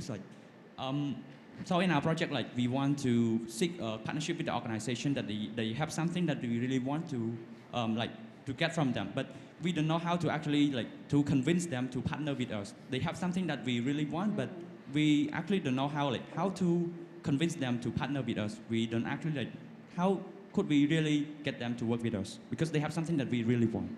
Yes, that's all. Okay. Yeah. So Alroy and Zach, I'm going to get you to answer the first question. And I think, Vivian, that's okay. The boys can take the question. But also, a partnership, right? You work a lot with partnerships, and that convincing people is a key part of partnerships. Okay, so... Yeah, sure, I can go first. So I think it's actually the same answer goes to actually the metaverse thing also as well. Solve some real problem, create some real value. That's how actually you really make your first customer. And also that's also the future of metaverse because metaverse was really such a bubble. Don't take me wrong, I was really a big fan of metaverse, but I also started to criticize because the metaverse started to become really a very far concept. But no one knows what's really the real application. So that's why actually we need to bring back from your first customer, how to really solve your real daily problem. How to really create some new values. And that also links to your second question. So in very early days, when FOMO actually we just started, so we solved one real problem. China was popular for the digital payment, like WeChat Pay, Alipay, all those digital wallet. But the Visa MasterCard penetration rate in China was only less than 10%. China has a high spending power. But for Singapore, a lot of our clients, they want to sell the product to China. There is really a huge gap that actually Chinese consumer could not really spend here. So I did not even actually start a company I just actually started this product, this solution, and secured a very first customer. And this very first customer, and even referred a lot of customers to me, because that's really the pinpoint. That's real problem that are existing, and yeah, people are willing to pay for it. So I think this also goes as well to what Zach had said earlier, right? There's a difference between just creating a product versus creating a product that sells. Yeah. When you create a product that sells, you have to create something that actually solves a problem for that person, right? Yeah. And when you add that value, then people want to share that value, right? And that's where you create partnerships. Exactly. All right? I guess for ARC it's a little bit different because we actually utilize more pull marketing versus push marketing. But I guess what was a needle mover for my project as well is that we consistently build in public in the sense that whenever we have updates, we announce it on Twitter. This is why I always go back to Twitter. Because in our time, we didn't have the opportunity to actually start a project, market it somewhere online, even though we haven't launched, get people to talk about it, you know, and this will not happen overnight. I remember for the first 2 weeks, I was like panicking. I was like, hey, how come I have all these high-level people in my community, but nobody's joining, right? But I realized is that we did not communicate the value proposition of our product well, right? And I thought we had our website has so many words. I went through the content so many times, you know, nobody was signing up. But I really had to keep reiterating at what you think is correct. So I knew that, so subsequently through more testing and more feedback, I realized that, hey, the website was not communicating the intent well. People were confused about what we were building. So you got to keep reiterating at what you're doing. But I really urge you guys to launch it on a social media as well. Not Instagram, maybe TikTok because you're able to create videos to explain your product. But Twitter, you know, your project should have a Twitter page. You must consistently have thought leadership. The more you talk, the more you build a better profile for you personally as a founder. And, you know, and your project is going to be starting off as founder-led, and that's what people want to see as well. They want to see that founder is not only, they don't know that you're smart, but they want you should make your private information public, things, whatever you can share out. I think by being genuine, by being public in this approach, I think built in public is something that, you know, the tech industry already has been practicing for a while. But in terms of launching a project, you can actually do the same as well. And I think for ARC, that's where it actually helped us. Consistent reiteration of our messaging out, obviously with reiteration of the product at the back end, but communicating out as well, updating people what we're doing, get people to trust us, build that trust first. You know, there's two things I'm hearing, right? Which is, as entrepreneurs, we know that creating those feedback loops is really important, and creating quick feedback loops, that's extremely important. And then the second thing that I'm hearing is also trust. Build that trust, right, with your customers. And again, building trust is about also creating value. Yeah. And the only way you can build trust is you put yourself out there, your product out there, and yourself out there as well. Yeah. I am not a thought leader. Do I enjoy doing this? Maybe yes now, yeah, right? But I never did this in the past, but I know how important this is. Yeah. You know, it's something that I think all of us as entrepreneurs, Vivian and I also know this, we've spoken about this. It's part of the job description. It really is. It's kind of like putting yourself out there, standing here, right? And saying maybe that. One more concept that I think good to actually mention here is something called the design thinking. I don't know, have anyone of you heard of this design thinking? Maybe just a quickly show hand. Okay. So design thinking actually is a kind of like a methodology, 5 steps. Emphasize, get to know your customer actually problem statement, analyze, actually put into the details, design it, just actually do some prototyping. What's actually roll like a prototype of the product, and then just test it, then reiterate. So you know that your first product is not maybe the best, and just actually keep improving. So that's really the concept of design thinking, and that's something I think a lot of them actually start their first product or engage their first client as well. Okay. Vivian, any quick things that you want to add before? I'm going to take notes. Okay. One last question. Okay, I'm going to do your question. Okay, and then after that, I know many questions. So what I'll do is let's also take later, and then you can ask the speakers at the end, okay? But very quickly, that lady, yes. All right, so hi everyone, it's really glad to meet you and listen to all your sharing sessions. I find really great insights. My name is Ayana Dominic and I'm from Indonesia. So actually I get 3 questions, but I hope it's gonna be a quick one. So first of all, can we limit it to one? All then right, I can also then let her to also. All right, so ask your most burning question. All right, so actually I was wondering about, you mentioned about that the most important thing is not actually the technology, but it's the product, the idea, what are we solving about. But at the end of the day, when we want to generate a business, investors and economically speaking, we expect a return on investment. But actually this is directed to Vivian. Like I noticed that TechX is actually like a social movement at the first place. So how do you integrate the idea of being a social enterprise and also you want to generate maximum profit? So probably that's my question. Thank you very much. Vivian and I are laughing. Yes. It's a constant iteration. And those of you that are stepping into this foray called social entrepreneurship or for impact, yes, that should be the first question that you're questioning. So if you see, yes, TEDx is volunteer driven. We've been building that since 2009.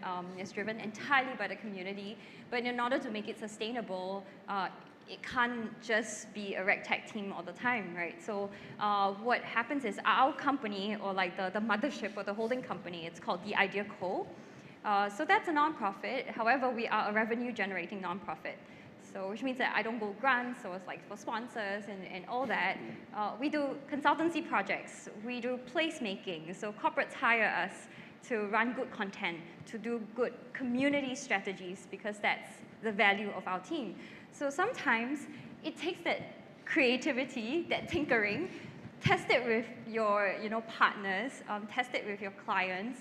Don't think that if you're doing social good, then it cannot have clients. And it can't be free. And it can't be not free. Just charity. Exactly. Like the whole fight towards trying to climate change, right, or social inclusion, all these needs money, because you simply just can't rely on the goodwill of people to move things, right? We have overheads. Correct. We have overheads. Correct. We want to hire the right talents. We want to hire the top talents to look at social impact and then drive that along with us. So very much mindset shifts for the team, and then being very creative, like literally very creative. It took us a few years before getting to this sweet spot on like what Zach was saying, right? Who's your first customer? Are they going to pay for such services, right? So treat your company or the things that you want to sell or services, right, as that, and then start looking for who has money, what can you gift, right? What are the kind of skills, and then it would flourish and blossom from there. That's my take. Yeah, Leanne, you can add on from She Loves Tech as well. I think it also is back to the Ikigai model that we talked about, right? And sometimes like for good, people think that again, it's for free. Yeah. But you need to create sustainability within that company, right? If you want your impact to grow and to escalate, you need to be able to fund it and find creative ways to fund it. Yes. So we went through this, I think in our 4th or 5th year, we were like, okay, we've done so much for good, but how can we grow by funding the company so that our impact can grow? And that drove us, right? Because we're mission-based. That mission to be able to touch and reach as many entrepreneurs as we could drove us to say, okay, how can we creatively find pockets of money so that we can increase our impact? Okay. Correct, and there's a lot of great models out there that cares about social impact. So look around, for example, Masami's like buy one, give one model, right? They have created a sustainable ecosystem that people would like, okay, buy one, give one, right? And all that. And this whole group of companies that's supporting that. And then of course, B Corp as well. There's a lot of case studies out there. You just have to see, contextualize, and be bold to ask for money. I think for a lot of us that care about social good and sustainability and all these other things in between, we're always very afraid to charge, right? And then, but why? Every penny that these fellas are spending, you are committed to do social good with that money. Yeah, so dare to ask for that money, how much you pay, how much you would pay and all that. Because we are paying for Canva services, right? We are paying for Google Suite services as per any other companies, right? Yeah. But it's mission driven, so people should pay us, so yeah. Okay. One last question, but directed at somebody, okay? Yes. So one last question, yes. Hi, I'm Mohsina from Bangladesh. Hello? Yeah. So hi, I'm Mohsina from Bangladesh, and my question is to Vivian, especially. So we are doing the project that's regarding the forest monitoring, and we believe that building our digital community there would benefit us. So I was thinking, how could we build in a structure such a digital community and influence people to participate in crowdfunding? Thank you. Want to throw an answer as well? Community, I didn't build a digital community. So digital, okay, maybe quick one, digital communities. Some examples would, like if you see the Web3 communities, they do it really well through that whole network system of that pool strategy that just now Elra was talking about. So sometimes digital strategy, and a lot of people feel like, oh, I must be a digital marketeer, then I can build digital strategies. But the answers are in the community. So like you said, right, it's forest monitoring. See where your community are, and let them give you the indicators of what they like, what they will pay for, and who are their networks of influence. And I feel that really check out the Web3 communities, like all these, Bored Apes and all these that you hear, right? These are fantastic strategies that I'm trying to copy as well, right? Because if you go traditional strategy, then it's the usual Kickstarter, crowdfunding and stuff. With this whole spectrum of things that's bubbling, you can always see like where are these little groups, and then you start on there and do A/B testing, test a lot, right? If this works, try this, right? Introduce new systems and models, like just now I was saying, buy one, give one, this kind of models, right? It does not just needs to be, I'm donating $1 to you. It can be something that's a little bit more innovative, or even how about add a whole tokenized layer to it, like NFT, right? You never know. I'm not saying that's the only way, but challenge yourself. And I think for a lot of social impact projects and any other projects right now, in the current landscape of volatility, right, we have to push all these boundaries and start thinking creatively. Yeah. I think it's that creativity. Okay, so while the On Wheels team gets ready, I'm going to invite my speakers to take a very quick photo. Where is the photographer? Okay. But start getting ready and start standing by for your presentation.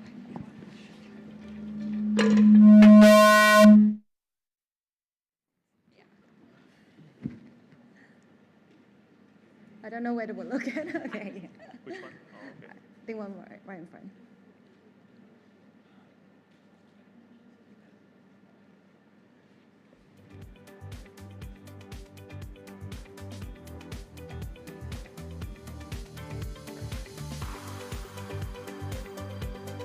Okay.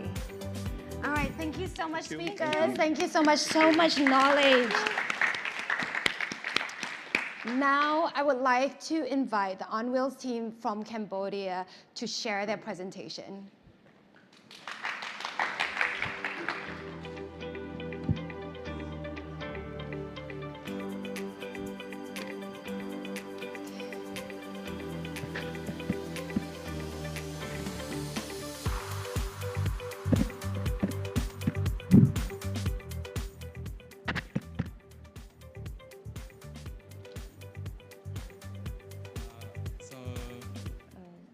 First of all, I would like to start by say thank you for three of your speakers. It's such a wonderful and inspiring stories.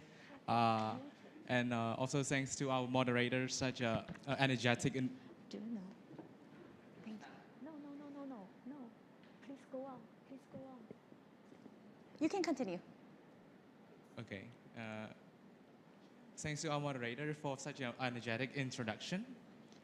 So without further ado, I would like to start my presentation by presenting you a couple of photos I've taken in Thailand, a couple of places in beautiful beaches, mountains, and sightseeing places. And all of those places, we all want to go. We all want to go independently on your own and travel all over the place. But then you realize that you're on a wheelchair. This is such a heartbreaking stories from one of a wonderful girl I met in Hua Hin, that she has to need someone to be with her all the time, sacrificing their time just for her to travel from one place to another. And it's not just for temporary, but it's every single day she has to experience and for the rest of their life. That's why it's not only her, she's one example. There are more than 350,000 Cambodians who experience this every day. And three of the main problems they encounter are difficult to navigate. For instance, like Google Maps, the current good navigation system is not for wheelchair friendly, and along the obstacles they are all the pedestrian walkway in Cambodia and a lot of places in developing countries in Southeast Asia. They have uneven floors. There's stairs without ramp. There's an elevators or lift that people have to take more. All the disabled people have to take more than 30 minutes during rush hour, and all of the transportation like bus, like tuk-tuk, they are inaccessible for the disabled people. That's why, ladies and gentlemen, I would like to introduce to OnWheel, that we empower everyone to travel independently. So with this, with this problem, we believe that we can provide two main solutions. First of all, we make a wheelchair-friendly map application that powered by user-generated data. With this, we can alert all of the wheelchair users to alert of the obstacle they're gonna encounter in front, as well as inform all of the disabled people with all of the obstacles in front. And all of us walking or doing exercise for just a little bit of time, it's so exhausted, but for the wheelchair user, it's even more exhausted. So we have barrier-free traveling with mobility services, transportation services that allow them to travel from one place to another easily. So with this solution, we believe that we can provide three value propositions. First of all is the navigation for the handicap. We believe that we can offer a mobility transportation service for the wheelchair user. We believe that with all of the data, we can contribute to the government or many researchers or many organizations to understand and improve infrastructure in Cambodia and many developing countries. So with this value proposition, we believe we make it into three main feature and function. First of all, we do a route planner that people can travel from one place to another easily, that all of the disabled people can stay alert of the obstacles they encounter in front, and addressing all of the difficulties they're gonna encounter. We provide suggested roads that disabled people can take, and take the best and mobility services, transportation to travel easily. The second feature, we have obstacles reporter where the disabled people can take photos and then, like for instance, like construction area or traffic congestion to improve and update the data set so that another wheelchair user sees it and alert, as well as for many other disabled people. We have a third feature that has transportation providers that allow them to access a wheelchair-friendly vehicle, like I mentioned, like buses and tuk-tuk that have a mobility service for them. So with this feature and function, we believe that there are three main our customers. First of all, is wheelchair users, driver mobility. Wheelchair users. Our second customer is driver mobility service, and third is researchers and government. So why we are saying government and researcher? First of all, our main revenue stream is data. We're selling data. With the data, we compile from obstacle area, including pedestrian walkway that is bump or uneven. We can sell it to the government so that they can take all the data and improve infrastructure in Phnom Penh City. We take revenue stream for advertisement, obviously, and commission from both drivers and the users, 5% each. So business partners, we intended to collaborate with local disability organization community. We target the Ministry of Public Work and Transport, Ministry of Social Affairs, Veterans, and Youth Rehabilitation. With this problem, with this solution, this is how we do marketing strategy. First of all, we targeted the Wheelchair Association Cambodia to reach out or spread to our customers. We make a collaboration with Agile Development Group and Mobility Transportation Services. So with all the business model, with all the problem solution, this is our roadmap. First of all, we do data collection through volunteering community services. Second step is always looking for Western partnership. With this, all of data collection, we release our beta version. Basically, it's about a map navigation for the disabled people. And step 4 is we contact and partner with transportation services that encourage them to have a ramp that allows the disabled people to get in easily.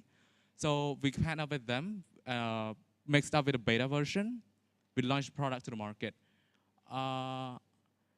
With Entrepreneurial, please leave no one behind. Thank you. Thank you so much. Thank you so much. Okay, I'm going to have you to stay on stage. Thank you so much for those people joining us online. The session online has now come to a close. And if you have any questions or comments, you can put it in the chat. Thank you very much. And then we'll continue our session here where we will have our speakers to ask questions as well as to comment. Okay. Can we get the speakers a microphone, please?